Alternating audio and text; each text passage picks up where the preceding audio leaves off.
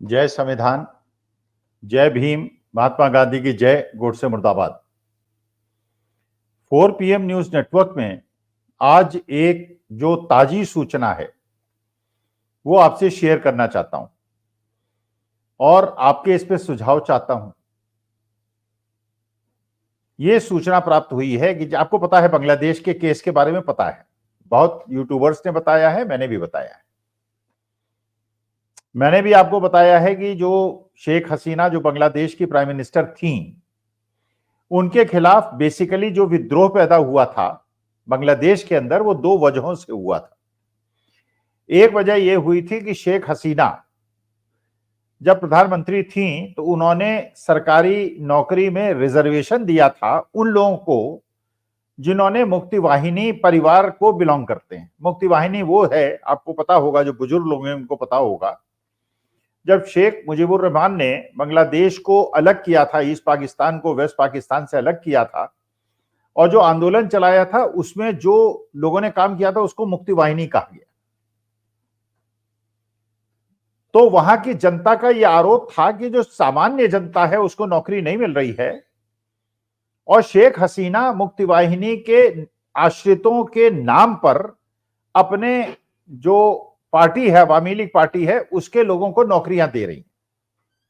पहला आरोप तो यह था। अच्छा, दूसरा आरोप शेख हसीना के खिलाफ यह था, जो शेख मुजीबुर रहमान की बेटी हैं, कि उन्होंने भारत सरकार के साथ के झारखंड के अंदर गोड्डा के अंदर एक पावर प्रोजेक्ट के लिए समझौता किया है, पावर परचेज एग्रीमेंट किया है।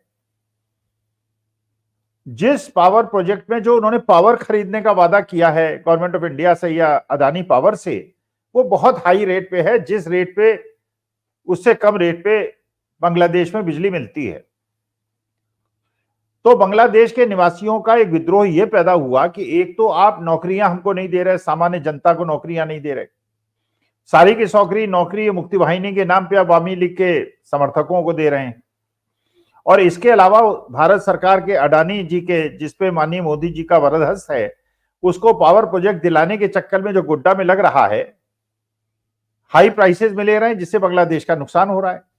यह दूसरी बात है कि जो जंगल उखाड़े गए, जो वहां आदिवासी डिस्प्लेस किए गए, वो तो हिंदुस्तान के झारखंड के हुए, तो नुकसान तो पर्यावरण का और आदिवासियों का हिंदुस्तान के अंदर हुआ, लेकिन उसका जो बिजली है पूरी की पूरी बांग्लादेश को दे दी गई। तो ये दो विद्रोह के मुख्य कारण थे, और ये कोई ऐसा राजनीतिक आंदोलन नहीं था, ये स्वतः स्फूर्त आंदोलन था जो जनता की तरफ से उठा था। ये दूसरी बात है कि जो मोहम्मद यूनिस साहब हैं, जो नोबेल प्राइज विजेता हैं, विदेश में सेटल्ड थे और अब जाके उन्होंने बांग्लादेश के प्राइम मिनिस्टर का पद संभाला है, उन्होंने इसको गाइड किया था, ऐसा कहा जाता है। बेगम खालिदा जो हैं, जो शेख हसीना की विरोधी हैं, उन्होंने भी इसका समर्थन किया था। लेकिन आज जो सरकार है वो शेख हसीना की नहीं है, उनको तो पदस्थापित कर दिया गया, उन्हें देश से निकाला क्या गया, वो खुद ही भाग गई, क्योंकि उन्हें 24 घंटे का टाइम दिया गया कि आप देश को छोड़ चली जाइए वरना मार दी जाएंगी। वो छोड़ के चली गई देश। तो आज वहां पे मोहम्मद यूनिस साहब प्राइम मिनिस्टर हैं, जो नोबेल प्राइज विजेता रहे हैं, और एक ऐसी सरकार है जो शेख हसीना की विरोधी सरकार है।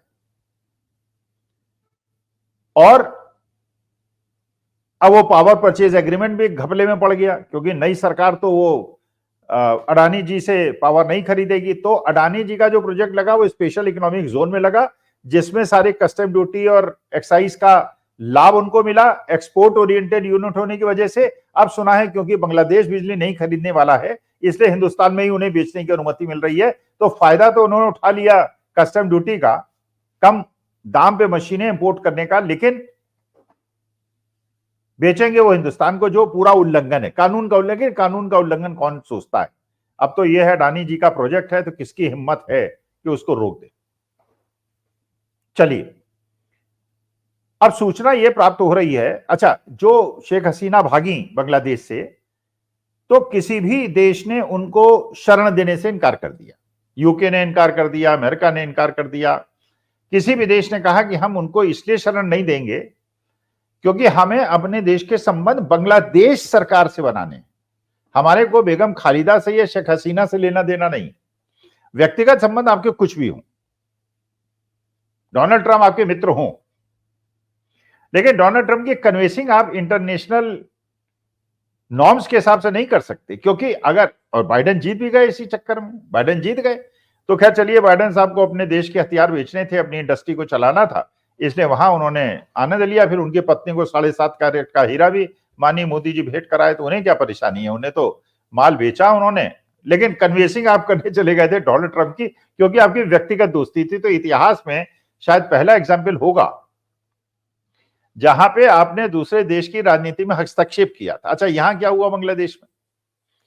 किसी देश ने उनको शरण देने से इनकार कर दिया, तो भारतवर्ष ने उनको शरण दे दी। अब भाई क्यों दे दी? व्यक्तिगत दुश्मन, आपकी दोस्ती है तो ठीक है, लेकिन व्यक्तिगत दोस्ती की वजह से आज भारत और बांग्लादेश के बीच में जो खिंचाव है और हमारे हिंदू वहां मारे जा रहे हैं, उसके दोषी तो यही है कि आपने शेख हसीना को अपने देश में बिठा लिया। अच्छा, बांग्लादेश सरकार ने एक नया नोटिस जारी कर दिया है, वहां पे शेख हसीना और 45-46 और लोगों के खिलाफ उन्हें देश विरोधी और कानून के तहत उनके खिलाफ नोटिस जारी कर दिया, उसमें शेख हसीना भी है। इसका मतलब यह है कि बांग्लादेश सरकार ये कहती है कि शेख हसीना देश विरोधी कार्य में लिप्त थी और उन्होंने वहां लोगों को मरवाया था and she is a killer, इसका माने भारतवर्ष ने उस महिला को अपने देश में शरण दी हुई है जो कि दूसरे देश के अंदर कानून विरोधी कार्य करने में संलिप्त पाया गया है उस सरकार द्वारा। अब आप शेख हसीना को वापस करेंगे या नहीं करेंगे? नहीं करेंगे तो दुश्मनी बढ़ेगी, करेंगे तो मुश्किल होगी। शेख हसीना रोने लगेंगी, वो कहने लगेंगी कि भैया मैंने तुम्हें अडानी का पावर प्रोजेक्ट में फायदा कराया तुम्हारे कहने पे और तुम मुझे वापस भेज रहे हो, ये तो गलत है। तो दोनों तरफ से आप फंस गए। अच्छा, दूसरे देश के एक ऐसे आदमी को जिसके खिलाफ वो सरकार उसे देश विरोधी कह रही है, उसको अपने देश में शरण देने का क्या मतलब? अच्छा, दूसरे देश में जाके उन लोगों को मारने का प्रयास करते हो जो दूसरे देश के नागरिक हैं, आपके देश के नागरिक ही नहीं है। वहां की सरकार उनको कानून विरोधी नहीं मानती, आप मानते हो, इसलिए वहां जाके मारने का प्रयास करते हो। तो हम लोग तो रोज पाकिस्तान चीन की बुराई करते हैं, तो क्या पाकिस्तान चीन को अधिकार है कि हम लोगों को आके मार दे? इसलिए कि हम उनके, भाई हम वी आर इंडियन नेशनल्स, हमारे लिए भारत माता सबसे बड़ी है, हमारे लिए तो चीन विरोधी देश है, पाकिस्तान विरोधी देश है। हम पाकिस्तान चीन के विरोध में बात करेंगे और पाकिस्तानी चीनी जो प्रेस वाले लोग होते हैं, वहां के लोग होते हैं, वो भारतवर्ष के अगेंस्ट बात करेंगे, तो नेचुरल है, नॉर्मल है। तो दूसरे देश का नेशनल अगर दूसरे विदेशी के मामले में कुछ बोलता है तो वो देश विरोधी कैसे हो गया? देश विरोधी तब है जो आप अपने देश जिसके अंदर का पासपोर्ट आपका है, जिसकी नागरिकता आपकी है, उसके खिलाफ बोलो। तो आप कनाडा अमेरिका में तो उन लोगों को मारने का प्रयास करते हैं जो कि भारत और हैं, वो कनाडन और अमेरिकन नेशनल, और हमारे देश के खिलाफ बोलते हैं, तो उनको मारने का प्रयास आप कैसे कर सकते हो? और जो बांग्लादेशी नागरिक है, या तो उसको नागरिकता दे दो भारतवर्ष की, लेकिन जिस समय उसने क्राइम कमिट किया है तब तो वो बांग्लादेश की नागरिक थी, तो अगर उसका प्रत्यार्पण करोगे तो मुश्किल होगी, नहीं करोगे तो मुश्किल होगी। तो ये व्यक्तिगत संबंधों के आधार पे देश के विदेश नीति को क्यों बर्बाद किया जा रहा है, चाहे वो बांग्लादेश हो, चाहे वो कनाडा हो, चाहे वो अमेरिका हो। और हिंदू जो मारे जा रहे हैं बांग्लादेश के अंदर, जैसा बताया जा रहा है, उसको आप क्यों बढ़ावा दे रहे हैं, जस्टिफाई करने का प्रयास कर रहे हैं, जिससे वो कहें कि ठीक है, आपने बहराइच में किया, आपने हमारे एक धार्मिक आदमी के ऊपर उसके घर में झंडा खींचा, उसकी दीवार तोड़ी, और उसके बाद तो हम भी बांग्लादेश में करेंगे, तो हमारे तो हिंदू मारे जाएंगे बेचारे, उनका क्या दोष है, उन्होंने क्या गलती की है? तो अगर बांग्लादेश में रहने वाले हिंदुओं ने कोई गलती नहीं की है, तो हिंदुस्तान के अंदर रहने वाले मुसलमानों ने कैसे गलती कर दी? और अगर यहां उन्हें परेशान करेंगे तो वहां हमें, हमारे हिंदुओं को परेशान करेंगे। और हमारे देश के तो करीब करीब हर नागरिक के बच्चे जो हैं वो विदेश में रहते हैं, करीब 5 करोड़ लोग विदेश में रहते हैं, हिंदुस्तानी, जिनकी नेशनैलिटी भी हिंदुस्तान की है, वहां के नेशनल्स नहीं है। तो इस प्रकार का जो एक विदेश नीति का कंप्लीट फेल्योर है और जो एक काम हो रहा है, आई डोंट नो। तो बांग्लादेश सरकार ने जैसे शेख हसीना के ऊपर ये आरोप लगाए, उसके बावजूद हिंदुस्तान के अंदर बैठी हुई है, तो मुझे लगता है कि कनाडा, अमेरिका, बांग्लादेश, तीनों के बीच में आप घिर गए हैं।